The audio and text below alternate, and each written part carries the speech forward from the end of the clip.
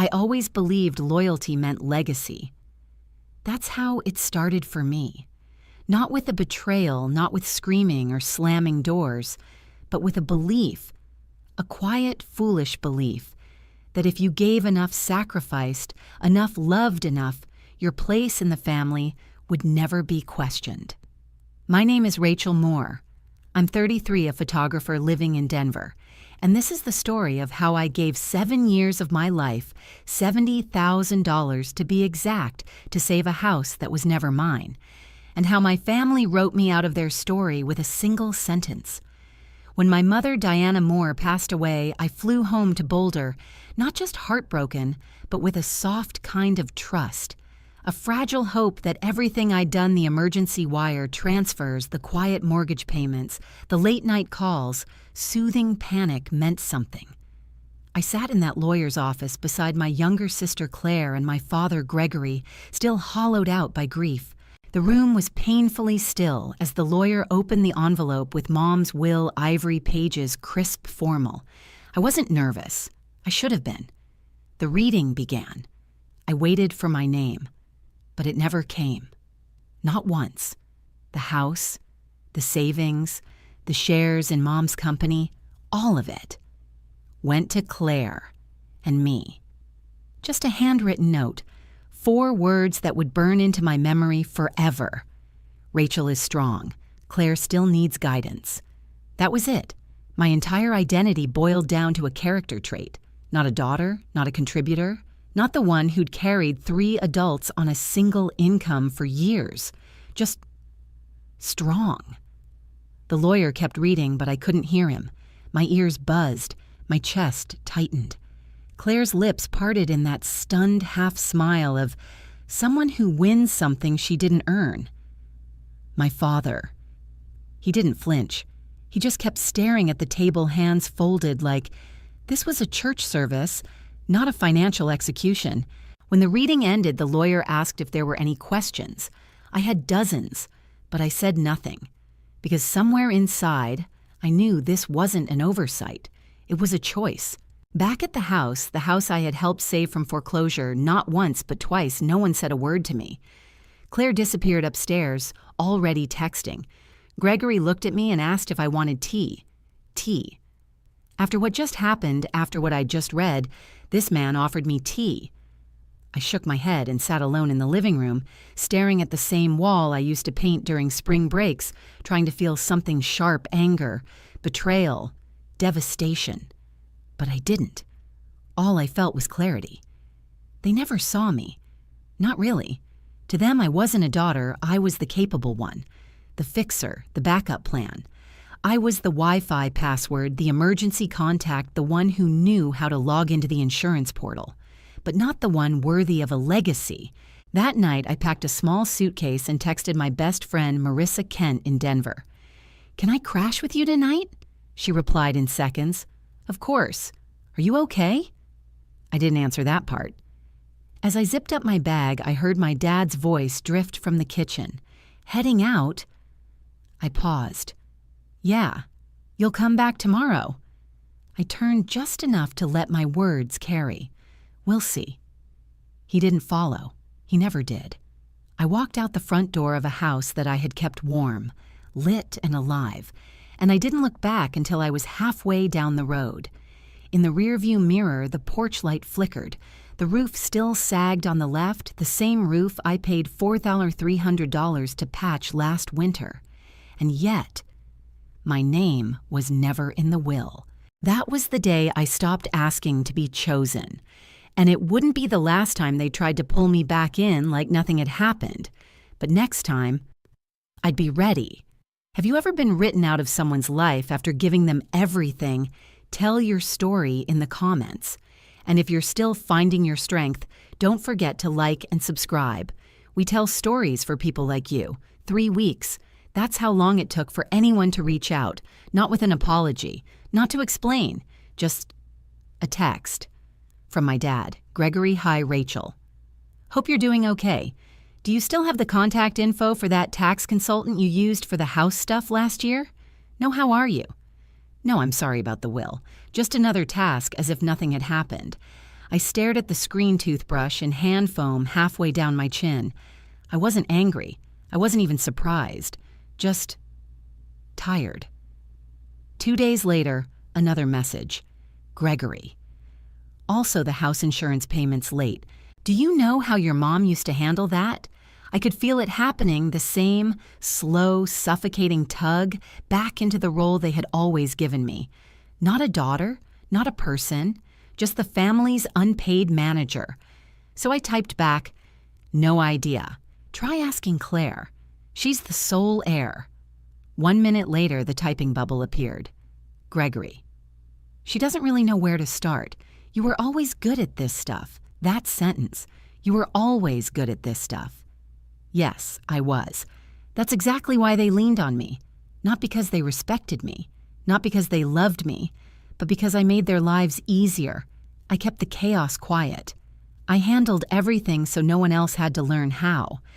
But when it mattered, when Mom signed that will, I was nowhere to be found. That night, I opened the budgeting spreadsheet on my laptop, the same one I had used to manage their entire household for nearly a decade. Tabs for taxes, mortgage, HOA, utility due dates, all still highlighted in green. I stared at the screen for a long time. Then I did something that felt almost holy. I deleted it. Every cell, every formula, every trace of the woman I used to be, the fixer, the silent saver, the safety net, gone. By the end of the week, I got another message, this time from Claire. Claire, hey, do you know when the garbage pickup is? It's piling up. I think we missed a bill or something. 10 minutes later, Claire also. How did Mom usually pay the HOA fees? My fingers hovered over the keyboard, but I didn't type a single word. They had inherited the house, but not the manual, and I had finally stopped being the manual. By the second month, the texts turned less casual, more desperate. Gregory Rachel, the utility company, just called. Said we're overdue. I thought it was on autopay. I almost laughed. It had been on my autopay for the last 3 years. I linked it to my account when Mom missed 2 payments in a row one brutal winter. But I had canceled everything the night I walked out, quietly, deliberately, and they hadn't noticed. Until the lights flickered. It was under my name. Not anymore, I replied. A moment later, Gregory, I see. I didn't realize. Exactly. That weekend, I did something that once felt impossible. I took care of me. I reorganized my apartment, took a long hike outside the city, and I finally bought the watercolor pencil set I'd been eyeing since grad school, the one I always talked myself out of because there was always a more urgent bill, always someone else's emergency, not anymore. On Sunday, I curled up on the couch with hot tea and soft socks. I didn't check my phone. I didn't worry about anyone's furnace or trash schedule. I didn't save anyone. Monday morning, a new text from Claire. Claire. So, is there like a folder somewhere with all the passwords or something? No apology, no hey, can we talk? Just a digital tug, a nudge. Like I was a locked cabinet they were entitled to pry open. That same day, I got a phone call, not a text, a call from the bank. I let it ring. The voicemail said they needed updated documents for the mortgage. It had been flagged as unverified. I deleted it. That night, as city lights glowed beyond my Denver apartment, I opened my journal and wrote one line, letting go is not the same as abandoning. And beneath it, I was never supposed to carry 3 adults. But I did. And now I choose not to. It didn't feel like revenge. It felt like relief. It was week 9 when the silence finally broke, not with an apology, but with panic. It started with a voicemail from Claire. Her voice sounded tight, almost frantic. Hey, Rachel, I think something's wrong with the water. It's not coming out right. And there's this smell. I don't know who to call. Did Mom have a plumber on file? No greeting. No, I miss you.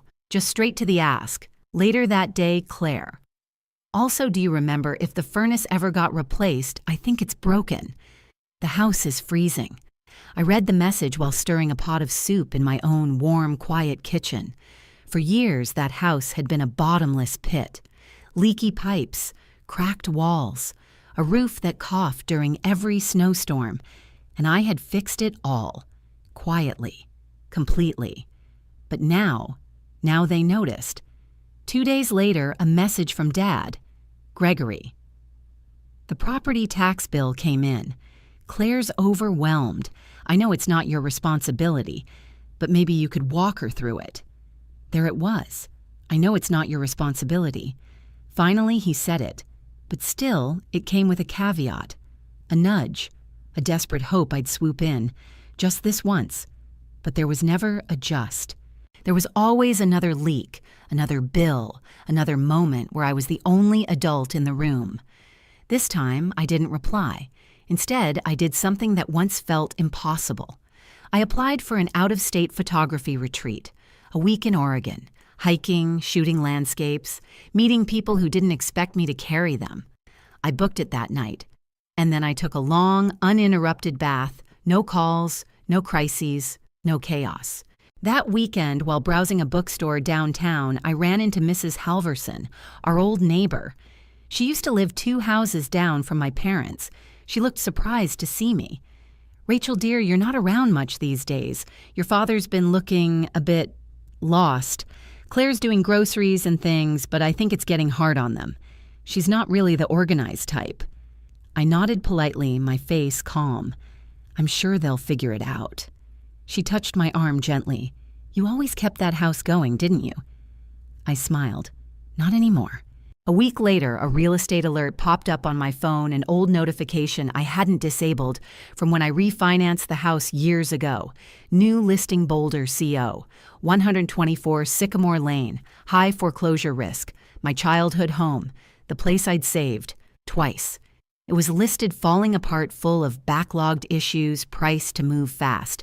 They were trying to sell it, not to downsize, not to move on, but because they had no idea how to maintain what I had held together with duct tape, overtime shifts, and quiet exhaustion. 2 days later, my phone rang. I almost didn't pick up, but something in me, maybe closure, maybe curiosity, made me answer. It was Dad. His voice cracked slightly, weary, smaller. "Rachel, I know we haven't handled things well, but the bank's calling every other day. Claire's overwhelmed. The insurance lapsed. The taxes are a mess. We could use your guidance." There it was again. Guidance. Not help. Not, "I'm sorry." Just that same assumption I'd pick up the pieces. I stayed quiet. Then I asked, "Didn't Mom leave everything to Claire?" He paused. "She did, but she's not equipped for this." I let that sit, and finally replied, "And you thought I was—" He sighed. "You always were." Exactly. That's why I wasn't named in the will, because I was useful, not cherished. A tool, not a daughter. That night, Claire texted me too. "Claire, hey, the power got shut off for like 5 hours today. I didn't realize there was a final notice. I feel like I'm drowning. Can we talk?" I didn't respond right away. I reread it 3 times. It wasn't mean. It wasn't manipulative. It was just small. She was sinking, but so had I. For years. The difference, I had learned to swim. She'd always been handed the life vest. I typed, "Talk to Dad. He still lives there. This isn't on me." She replied quickly, "But you know this stuff. You've always handled it." And that was the problem. That sentence right there. You've always handled it. No one ever asked if I wanted to. The next morning, another message came, this time from the bank. It was clearly forwarded from Dad. They were preparing to initiate foreclosure proceedings. No more grace periods. No more just 1 more month. The system had run out of sympathy, and so had I. I made breakfast, ate it slowly, then booked a hotel for my photography retreat. That Saturday, just as the sky turned gray and the air began to shift into winter, I heard a knock. Not frantic, not soft, just persistent, measured. A rhythm that said, "We're not leaving until you answer."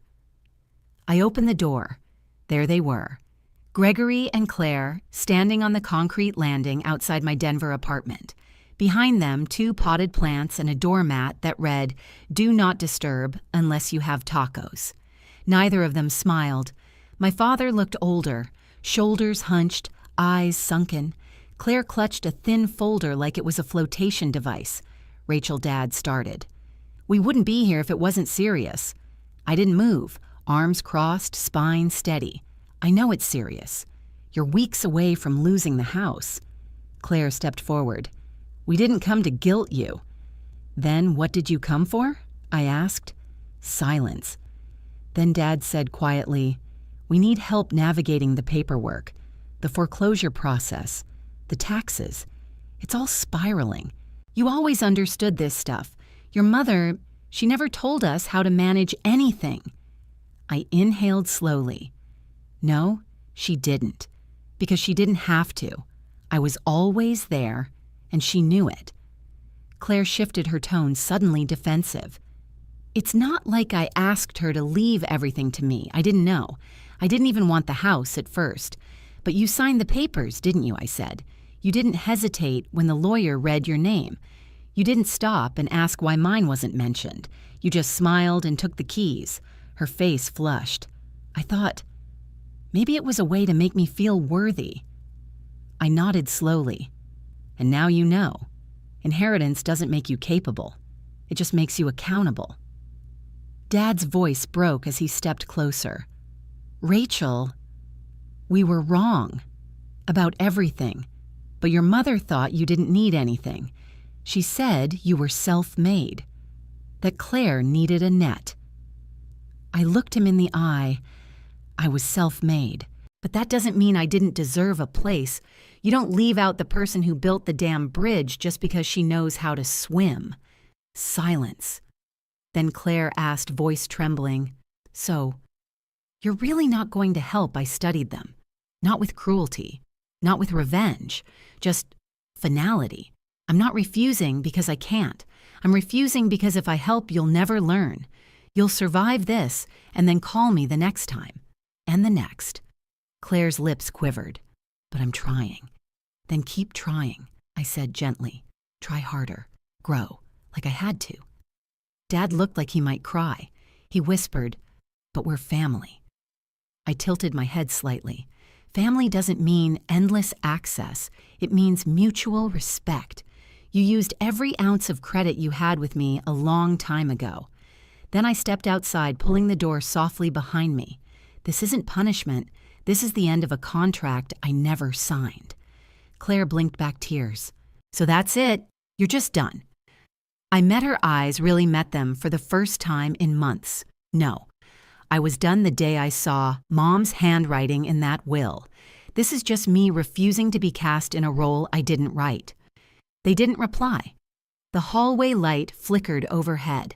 The silence felt like snow, cold but final. I turned the knob, stepped back inside, and looked over my shoulder one last time. If you really want to grow up, this is your chance. I've stepped off the stage. You can't play the same scene without me. And then I shut the door. This time, I heard it click. Not just the lock, but the life I was no longer responsible for keeping open. 3 days after they stood outside my door, a message lit up my phone. It wasn't from Dad, not Claire. It was from Allison Green, an old co-worker from my time at the art center. Hey, have you seen Claire's Facebook post? You might want to. I hadn't logged into Facebook in almost a year. But curiosity, that's a hard thing to ignore when you've spent your life being misrepresented. I opened the app, typed Claire Moore. There it was. The first post felt like a slow-burning match. It's heartbreaking when the one person who used to be your rock chooses to watch you sink instead. I didn't ask for the responsibility, but I'm doing my best. Some people only support you when they're in control. 57 likes. Dozens of comments dripping with sympathy. Stay strong, Claire. So sorry you're going through this. Family can be so complicated. I scrolled down. A second post, this one from my father. We all make mistakes, but when someone turns their back on you during your lowest moment, it's hard not to question if the love was ever real. Diana would have been devastated to see this distance. Diana, my mother. The same woman who'd erased me from her will with a single sentence, now invoked as a ghost of guilt. They were painting me as the villain, the cold daughter, the ungrateful one, the one who walked away when they needed her most. But they left out the $70,000. They left out the broken furnace. The winter I drove through snowstorms with buckets of salt because the pipes were freezing. They left out the part where I kept the house standing. So I didn't rage. I didn't argue. I didn't tag them. I just posted once. Since stories are being told, here's mine. And it's short. I paid $70,000 over 7 years to keep my childhood home from collapsing literally and financially. My name was not in the will. The utilities, taxes, and maintenance were handled by me, quietly. When I stepped back, it wasn't abandonment. It was the end of exhaustion. Being strong shouldn't mean being erased. This isn't revenge. This is release. Attached one screenshot of a mortgage payment confirmation. Comments disabled. No hashtags. No drama. Just truth. 10 minutes later, the post had been shared 5 times. Then 10, then 20. The private messages began to roll in. Not from strangers, but from neighbors, classmates, even 2 of Mom's old friends from church. I always wondered why you weren't around much. Now I get it. Thank you for saying what so many of us feel. You're not cold, you're clear. The next day, Claire's post disappeared. My father's account went dark. And me, I didn't feel victorious. I didn't feel smug. I felt clean. No noise, no confusion, no weight hanging in the air, just clarity. Finally given room to breathe. In the weeks that followed, everything got quiet. Not the cold silence of anger, the stillness of something finally done. I kept living. Monday mornings were for sunlight and silence. I began teaching beginner photography classes at the local community center, watching teenagers discover how light bends across cheekbones, how shadow tells its own version of the truth. Their curiosity reminded me of mine, the one I'd buried under budgeting spreadsheets and Home Depot receipts. On Saturdays, I wandered the city with my camera. I photographed puddles reflecting telephone wires, a boy laughing behind a dripping popsicle, a woman arguing quietly on a park bench, her hand half raised in defense, her story written in the lines of her jaw. I posted the photos sometimes. No captions, no family drama, just fragments of truth, captured, framed, mine. Then one afternoon, I got a message from Tyler Bennett, an old friend from Boulder. Hey, your old house just popped up again on Zillow. Price dropped $40K. Looks like they still haven't fixed the roof. I clicked the link. The photos told a familiar story. Warped floorboards, peeling paint, a description that tried its best to romanticize ruined great bones, full of potential, perfect for renovation. But I didn't feel sad. That house had once been my burden, then my battleground, and now just a structure, 4 walls, a roof that leaked, a family that never noticed how many times I climbed it with patch kits and faith. It wasn't mine to save anymore. Months passed. Seasons turned. I went on the photography retreat in Oregon, the one I used to think I couldn't afford, not because of money, but because of obligation. I stood on cliffs where the wind almost lifted me off the ground. I filled notebooks with sketches, journal entries, and the kind of thoughts you write not for sharing, but for keeping, for remembering who you are without the noise. Eventually, I started a blog, not about my family, but about rebuilding after being drained dry, about choosing yourself after years of being chosen last. Strangers wrote to me. Some said my words made them cry. Some said it gave them courage to draw a line with their own parents, siblings, spouses. A few just said, I thought I was alone. I didn't feel brave. I just felt me. One rainy afternoon, while cleaning out a drawer, I found something wedged between 2 old sketchbooks, a handwritten letter, no date, no return address, just my name on the envelope, from Diana, my mother. Inside 4 lines. That was all. I don't know how to undo what I did. I thought protecting Claire meant leaning on you, but maybe I confused love with dependence. If this ever reaches you, I hope you're living light. I didn't cry, didn't smile. I just nodded and placed the letter back in the drawer, not as a wound, not as forgiveness, just as a chapter, closed. I don't know what happened to the house. Maybe someone bought it. Maybe it's still on the market rotting slowly like a truth no one wants to face.